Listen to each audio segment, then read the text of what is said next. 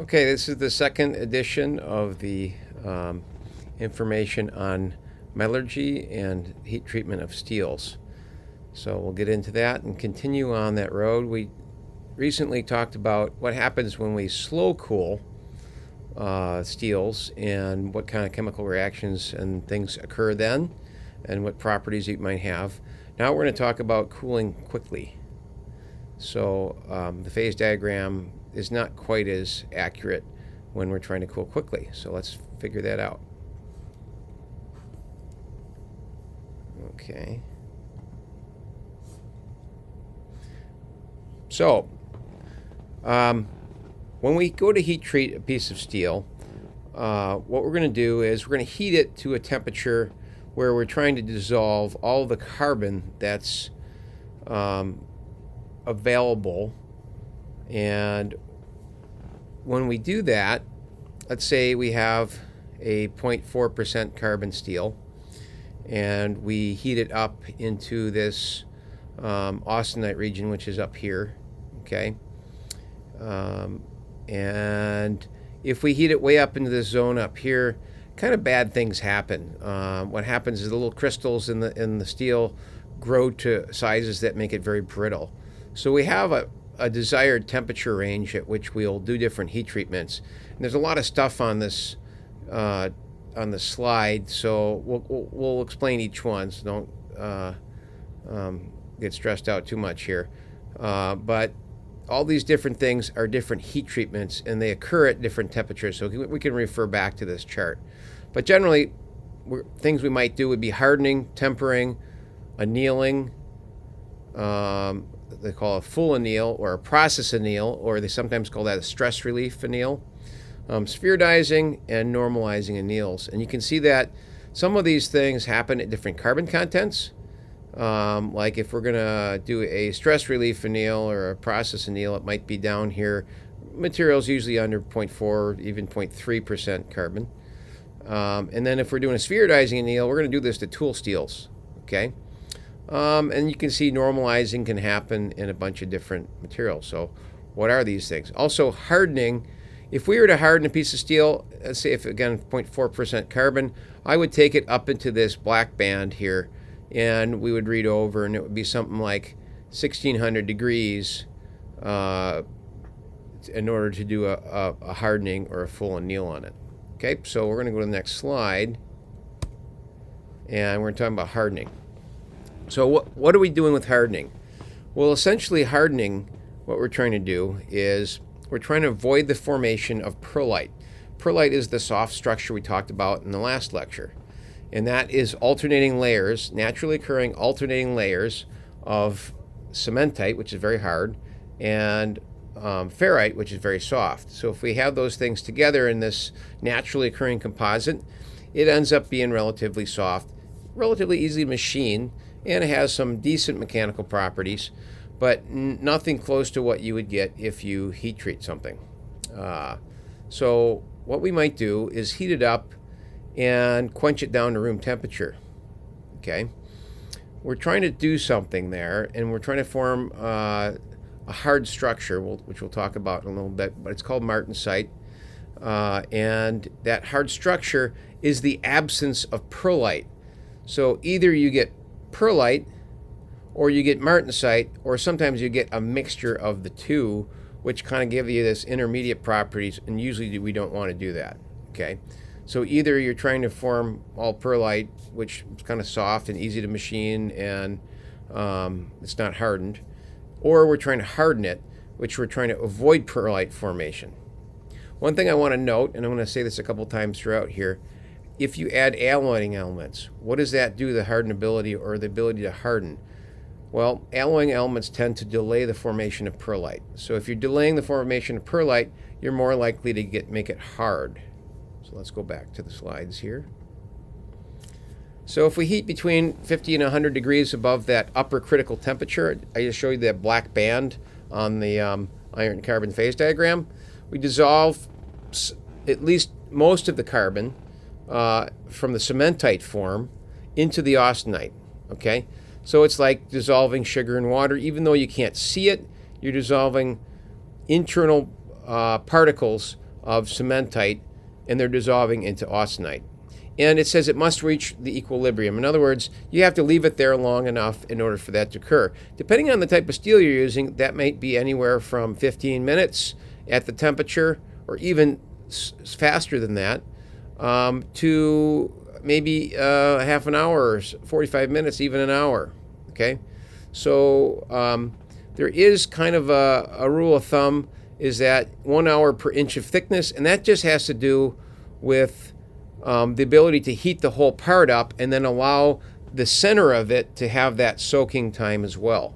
So if the outside heats up immediately, but the inside still hasn't gotten the temperature, then you can't expect that carbon to dissolve until the inside gets to the temperature. So it has to do with the actual temperature.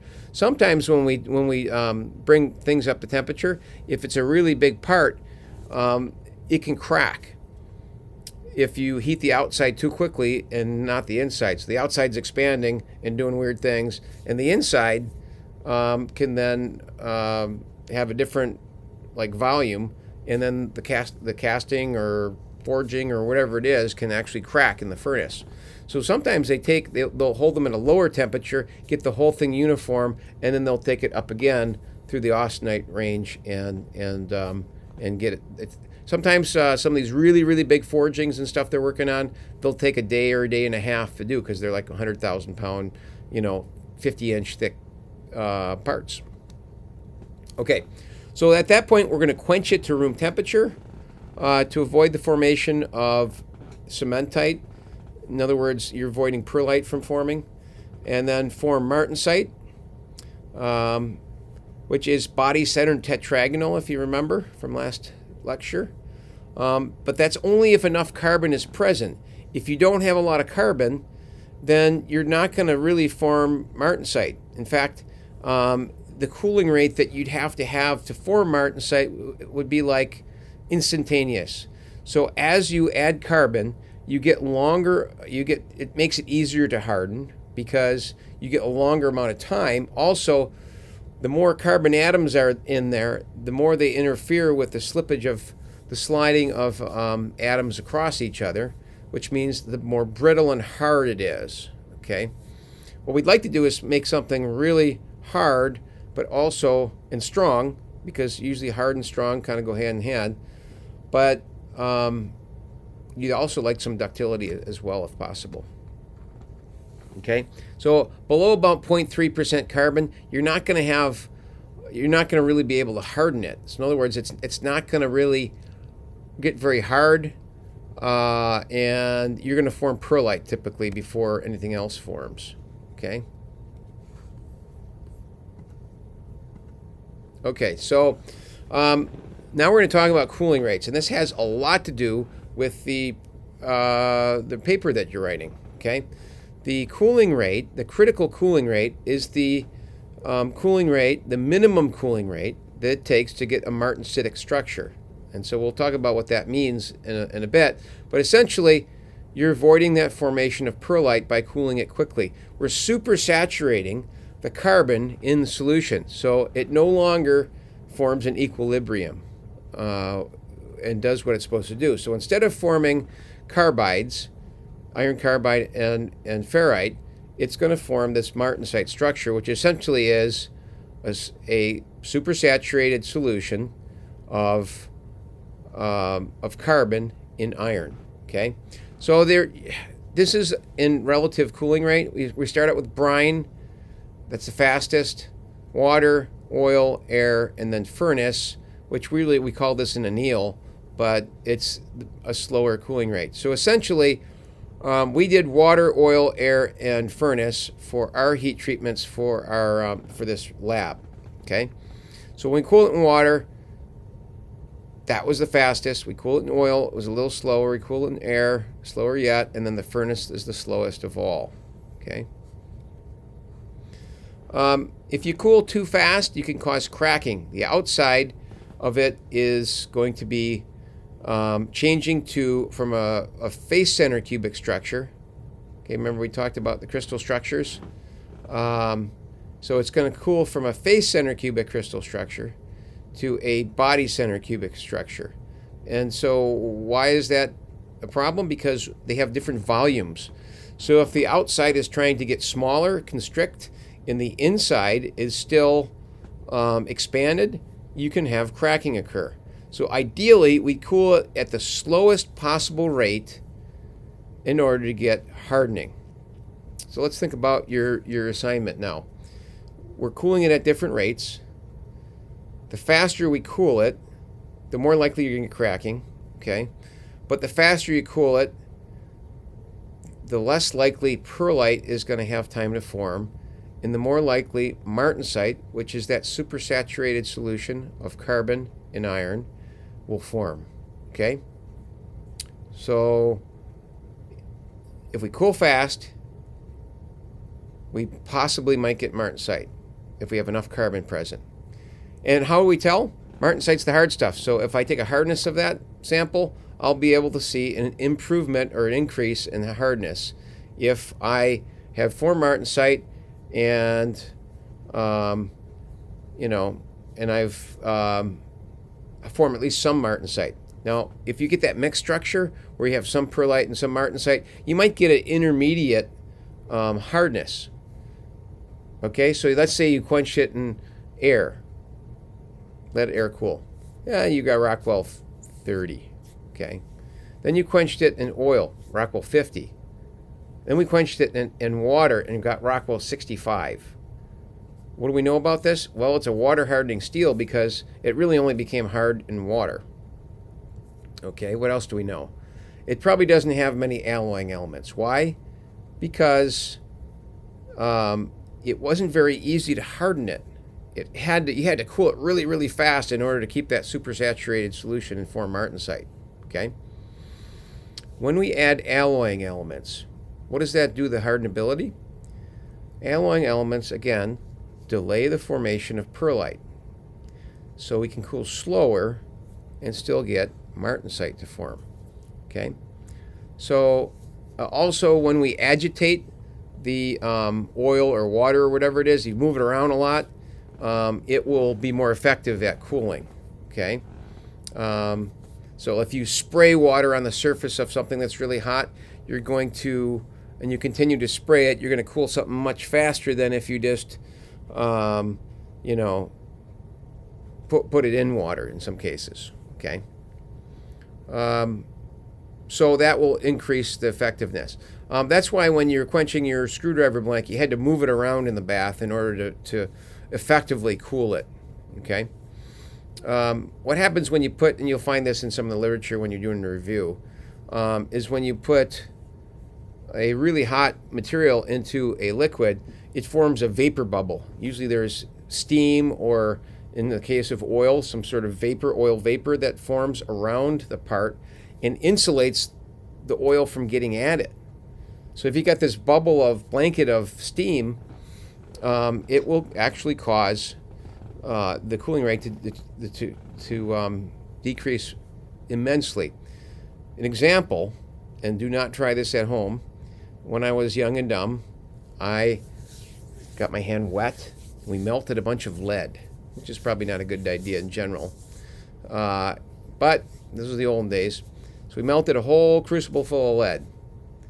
And I actually stuck my whole hand into a molten 800 degrees, 850 degrees bath of lead. Now, I had to argue with my reflexes for a while because that's a stupid thing to do. But because my hand was wet, that moisture, the Lindenfrost effect, caused my hand to not get burned, literally. And the Mythbusters guys did this too, but they didn't stick their whole hand in. They just kind of like moved their hand over it or near it. So anyway, don't try that at home. It does work. It's very weird. Your hand is very buoyant in lead. Okay, the point is, when you're quenching something, you have to move it around. Now, if I stuck my hand in the lead and moved it around until the steam went away, I would have got burned severely. Okay? So other things you can quench in, things like molten lead, salt, things like that. Sometimes you can form these other structures, which we don't have time to talk about in this class and probably would confuse you. If you take the advanced classes that I offer in heat treatment or hot processing, we'll talk about these other heat treatments. Okay. The most common one, though, is the quenching and tempering type, or quench and temper, it's called, heat treatment. Okay, so tempering, what does this do? Okay, so your screwdriver. You made your screwdriver blank, then you put your screwdriver blank in the in the furnace to heat it up and austenitize it. Remember, that's what it's called when you heat it up and you take all that carbon that's in there and dissolve it. Okay, that's called austenitizing. Then you take it out. It's fully austenitized. All the carbon is dissolved in the solution, and we quench it in oil. And it went from a very soft hardness, because we could actually machine this thing, maybe Rockwell 20 or 15, or even less, and it went to Rockwell about 65. That's the hardest you can pretty much get steel. And then what happened? Then we put it in the tempering furnace, and it probably came back down to 50 or so, and it made it really hard. 50 is not as hard as 65, but it was really hard compared to it was when we first got it, and also very tough. It's very difficult to break that apart with the hammer.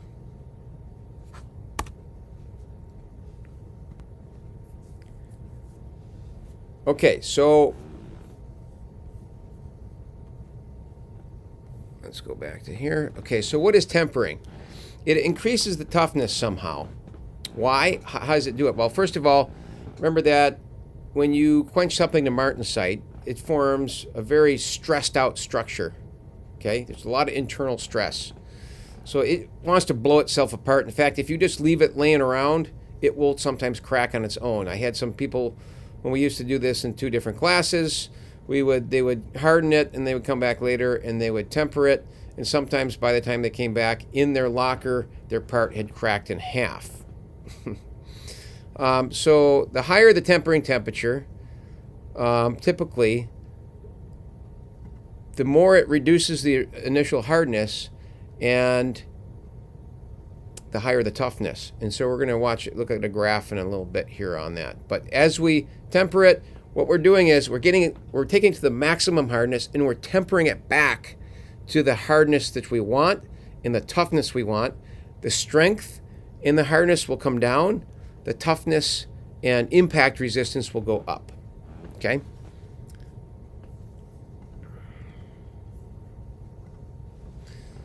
So if I do make knives, and one of the things I do is I do what they call a differential heat treatment, where you might take your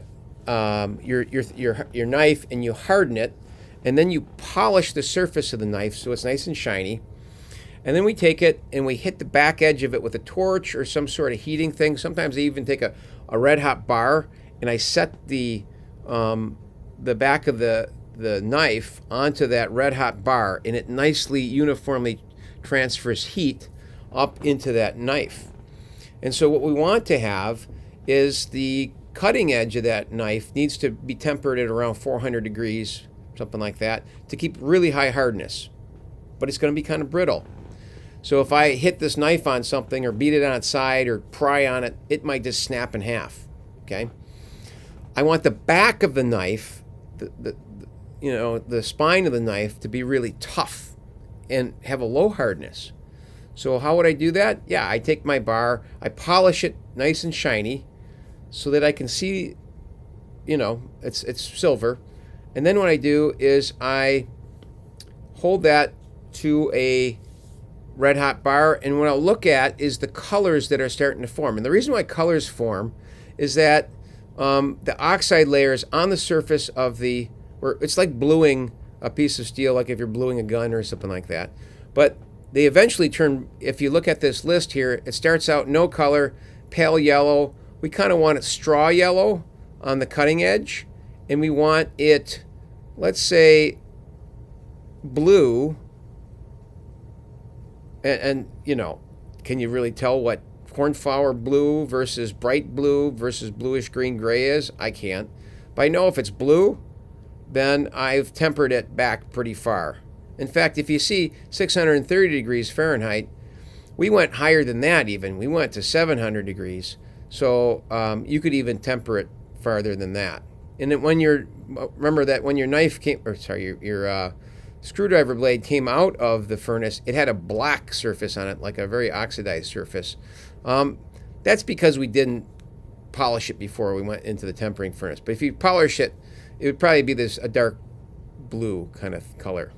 Okay. So you want a hard edge, and the terminology when you say to lose your temper, that's an actual expression that you use. I lost my temper. What does that mean? I got mad. Why? What would cause you to get mad? Well, if I had taken a piece of steel, heated it up, austenitized it, quenched it, and then I tempered it to the right temperature, okay? Then I went over to the grinder, and I'm grinding this. I'm grinding my screwdriver blade, or I'm grinding my chisel, let's say, axe, whatever you're grinding. And let's say your stone's not really sharp, and it starts just to heat up the metal. Well, remember that you can make metal red hot by grinding it. So if you make the metal red hot by grinding it, you lose your temper. And again, that makes you angry. So they attributed that, I guess, to lose your temper because you would have to go back and start that whole heat treatment process over again. Okay? And it happens really quick, by the way, when you're grinding something. It happens sometimes before you notice it, and then you get angry. Okay, this is a really complicated graph. I'm going to explain it. So how strong is that piece of metal? Now, this graph is referring to a particular steel. I don't know what steel it is. I'm sorry, I just don't know what it is. It came out of a book somewhere, and I can't even remember. So it was some sort of steel that was hardenable, and we hardened it, and then we tempered it up, and this starts at 600 degrees. So the stuff I was just showing you was for knife makers where they're trying to make it relatively hard. This, we're trying to make something really kind of tough and strong. And so we're going to start at 600 degrees Fahrenheit. Let's say 700. You can see the properties come down. TS stands for tensile strength. YP stands for yield point or yield strength. And if you look over here, this is in thousands of pounds per square inch. So 125,000 pounds per square inch is a relatively high tensile strength. Okay? The yield strength is like, I don't know, 85,000 pounds per square inch or something like that. And the BHN stands for Brinell hardness. Now, it's a little bit different scale than what you're used to, but let's say if the Brinell hardness was, 250, it might be Rockwell 30 or something like that, So Brinell hardness, it's not very hard. But it continues to come down as we increase the temperature at which we're tempering.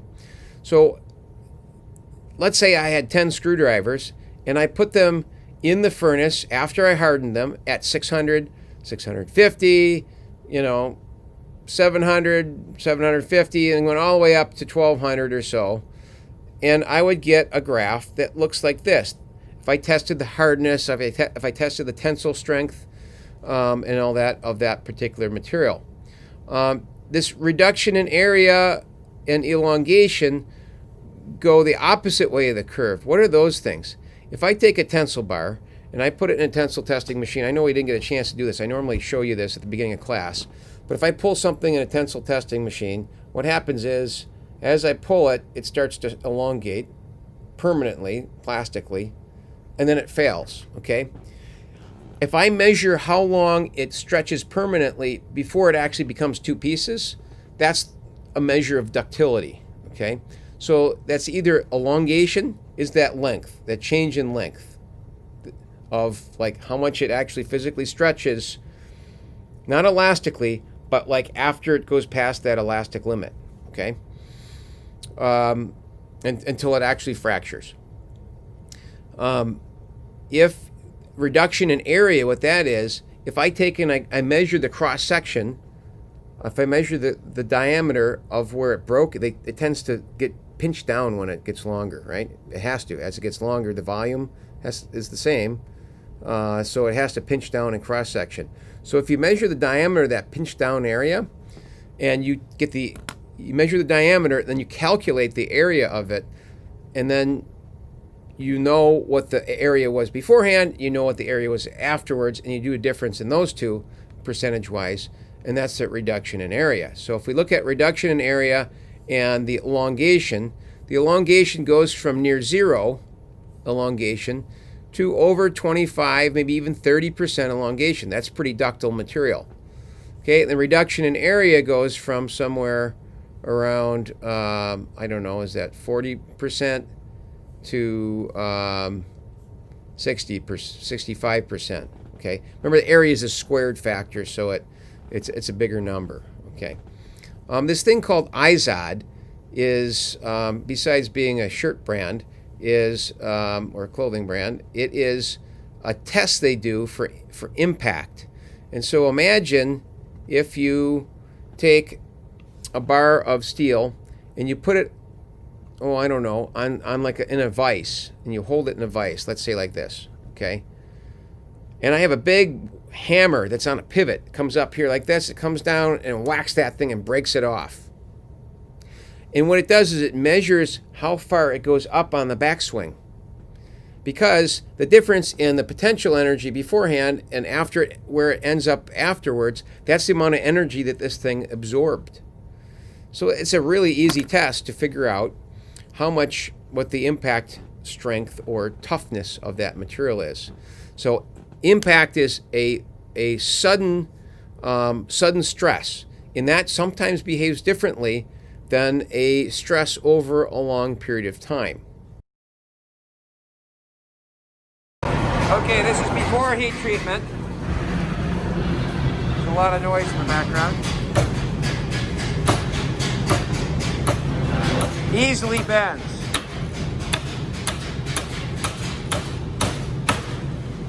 Just like a low carbon steel. So what you saw in that last clip was that a spheroidized annealed piece of steel, which is essentially tempered at a very, very high temperature, behaved in a very ductile manner.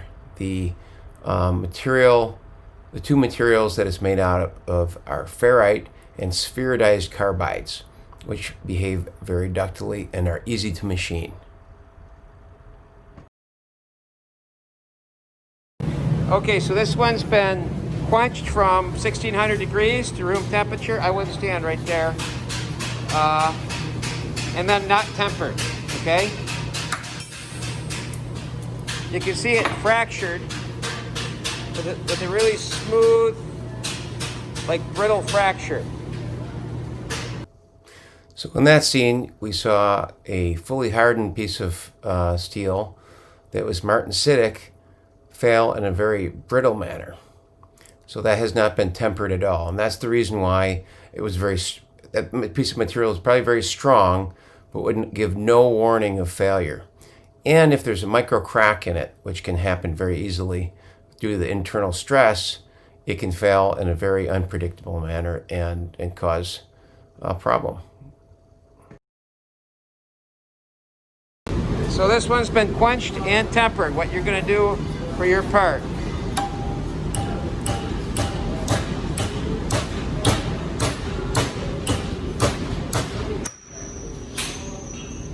Okay, so you can see that it's very tough. It took a lot of hits before it broke. So in the quenched and tempered condition, you can see that it was very tough and withstood a lot of impact. So the microstructure here is called tempered martensite, where we have little bitty particles of carbide and ferrite starting to form in the matrix. So always the same conditions, except the distribution of carbide is different in a quenched and tempered to a low temperature versus a spheroidized annealed.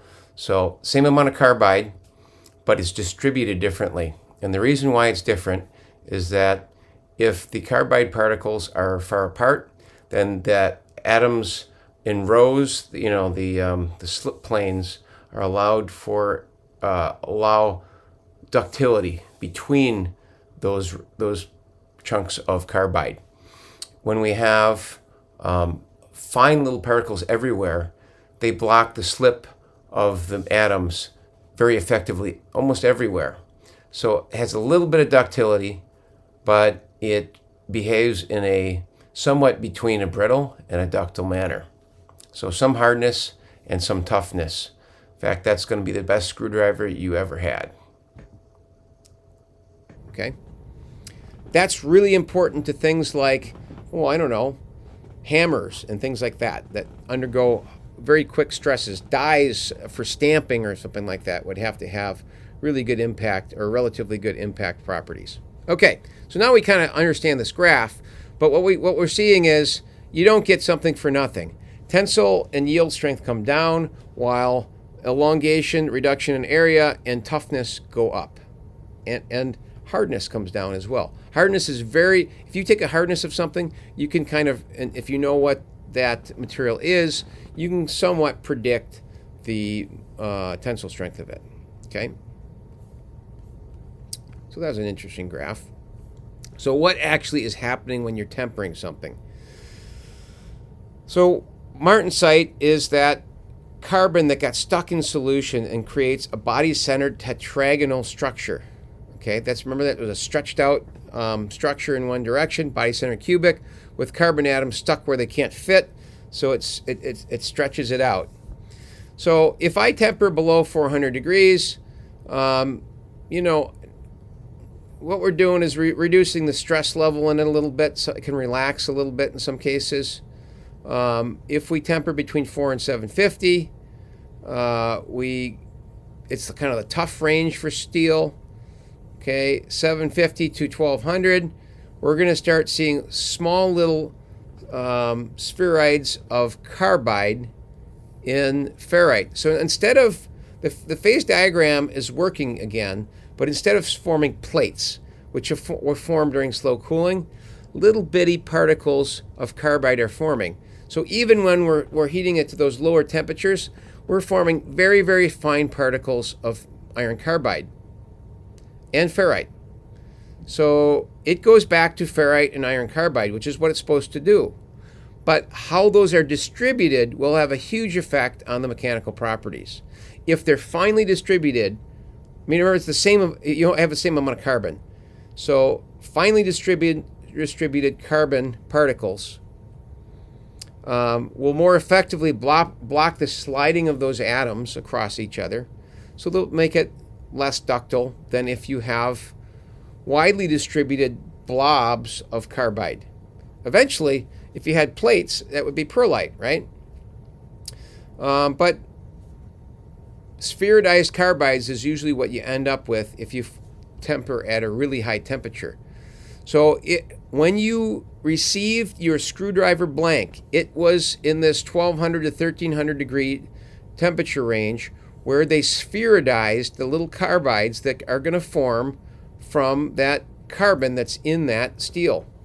If I've heated at 400 to 750, you get these little bitty carbides that form that are effectively blocking the slip of the atoms. Okay, so we're getting lost again, so we need another diagram. Okay, we showed you the iron carbon phase diagram. That only applies really when we slow cool, and in some cases really slow cool, like over months even.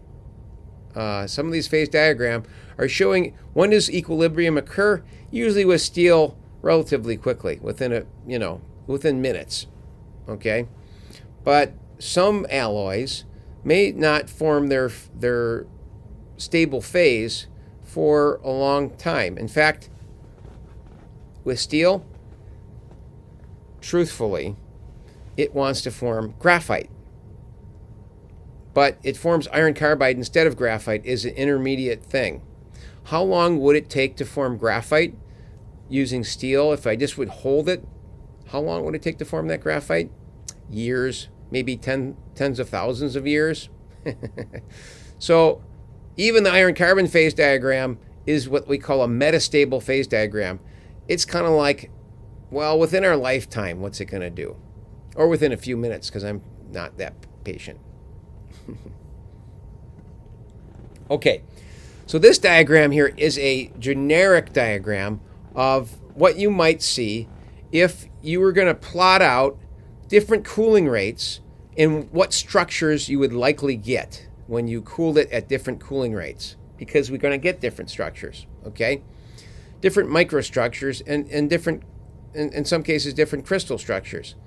So if I heat to 1400 or above here, and I start cooling that piece of steel or whatever it is, it's in this case a piece of steel, and I cool it all the way down to room temperature, past 200 degrees Fahrenheit, I get something called martensite forming.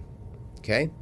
Now, if I cool it slower and I kind of hit this thing here, this is the start of perlite formation. That's this line right here.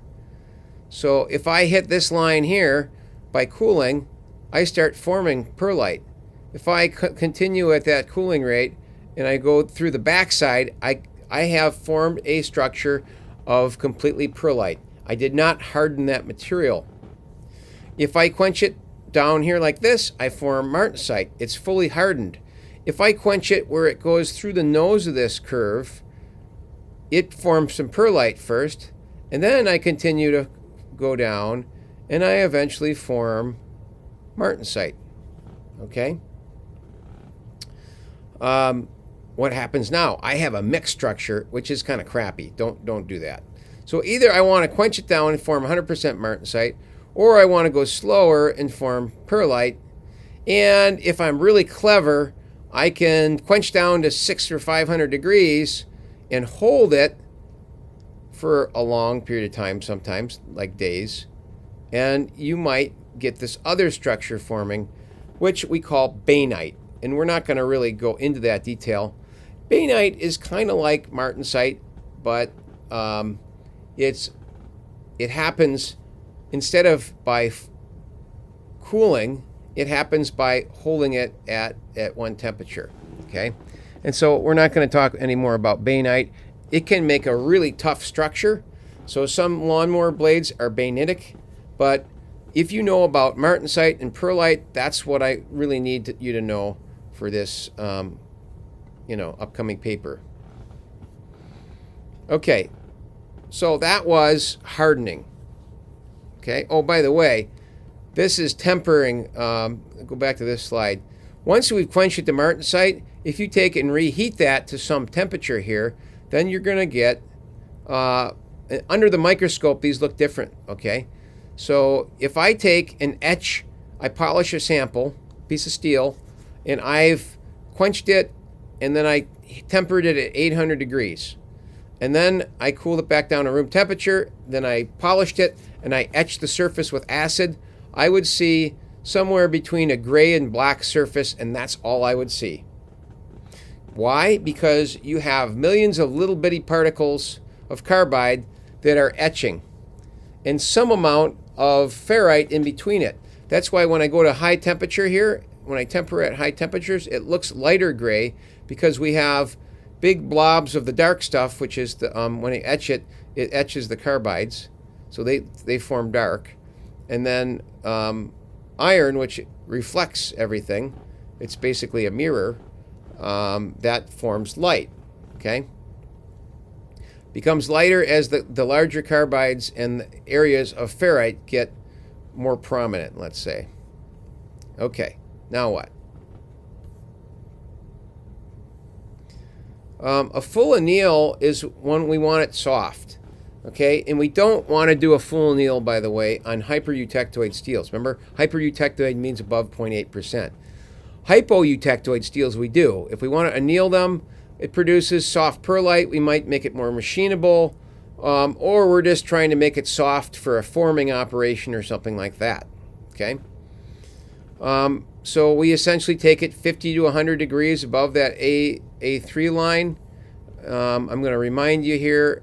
So for annealing, we take it to the same temperature. If I had a 0.6% carbon, I would take it up to somewhere around between 14 and 1500 degrees, and then I would slow cool it in the furnace. Sorry. Okay. If I take and heat it and austenize it, and I slow cool it, and I'm above 0.8% carbon, we talked about this last time, we get extra carbide at the grain boundaries. Not really easy to machine. It's not really good for much. So we don't like to do a full anneal on a hypereutectoid steel if we can help it. Okay. Process annealing is where we would take something that we welded or something like that, and or maybe cold rolled, and we want to recover some of the ductility or formability afterwards. It's also called a stress relief anneal. Basically, we heat it up between 1,000 and 1,300 degrees Fahrenheit, soak for an hour per inch of thickness, and cool it to room temperature. If you were, let's say, welding a structure together, like a roll cage for a car or something like that, you might weld, if you use, let's say, 4130 tubing, you might weld that with a TIG welder or something like that, and it's going to have residual stress on it. So you could take a torch and very carefully with temperature crayons, or some sort of surface probe, figure out what temperature you're getting it to, and then get it to that 1,000 to 1,300 degrees. Right in the area around the weld, you might go with a torch. Okay.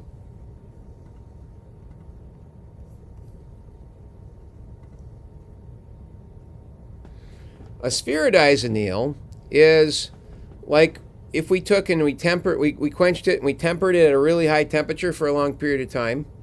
Or if I took perlite, a perlitic structure, and I do that I put that up at 1,300 degrees for a really long period of time, the same thing happens.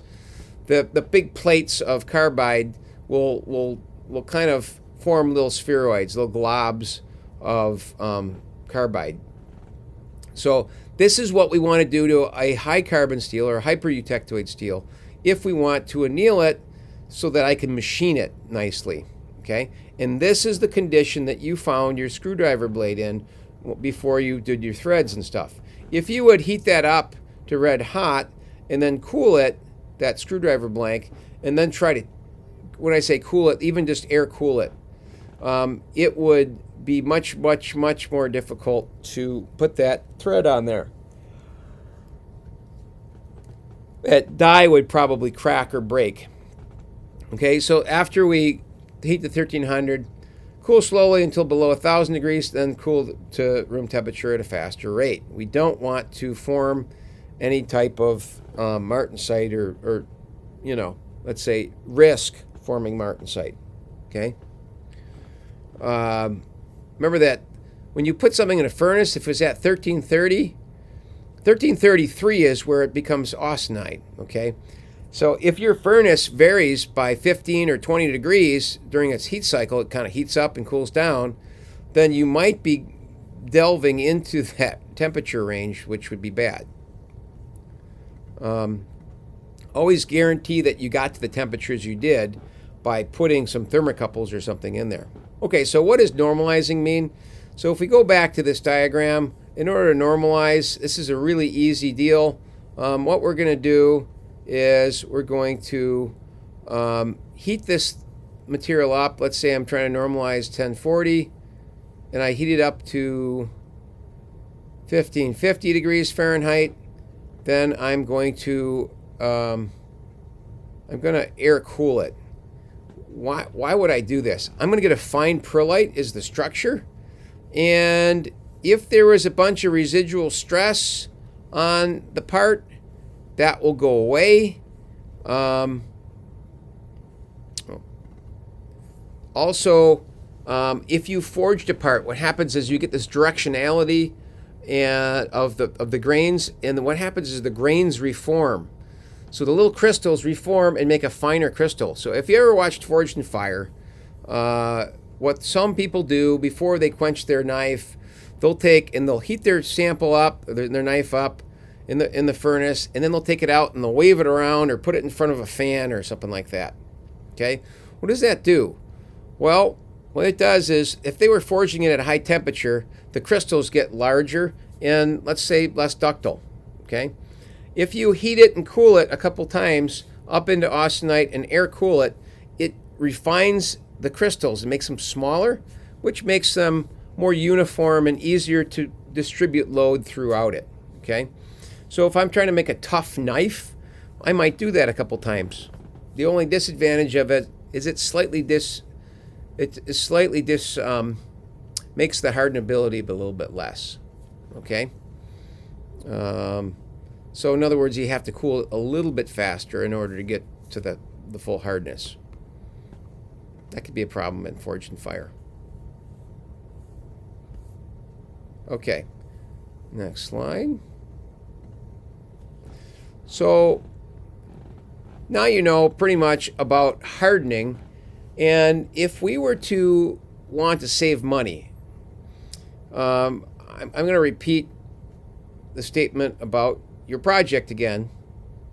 Knowing what you know now, as I increase the alloy content, I decrease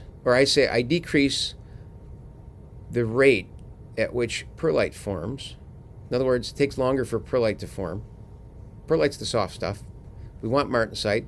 So if I'm discouraging perlite from forming, I'm encouraging martensite from forming. I have a longer time to cool it. So if I have a lot of alloying elements in there, I might be able to cool that sample in air and still get it to harden. So that might be an air hardening tool steel.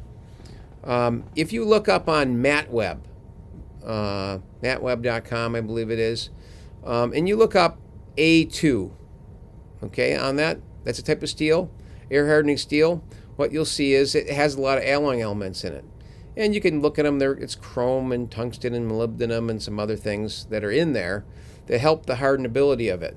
Okay, that means that I can take a relatively large chunk of steel out of the furnace, let it sit on the countertop there or whatever on a brick, and it will air cool, and it will become fully hardened by just air cooling. Why? Because it's got a bunch of elements in there that delay the formation of perlite long enough that air cooling is fast enough to make that martensite. That's the whole gist of what happens when you add alloying into your sample. So there's some critical rate at which I can cool that steel and it becomes fully hardened. Okay? If air is the critical rate for air hardening tool steel, and oil is the critical rate for oil hardening tool steel, which, by the way, is what you're using for your screwdriver blank. And if I have a plain carbon steel, that would probably require water. So what we should see when we're looking at a graph of this data is we might see something like if the hardness got really hard and it stayed the same hardness for, air, oil, and water, well, that's an air hardening steel, which means it's got a lot of alloying elements in it.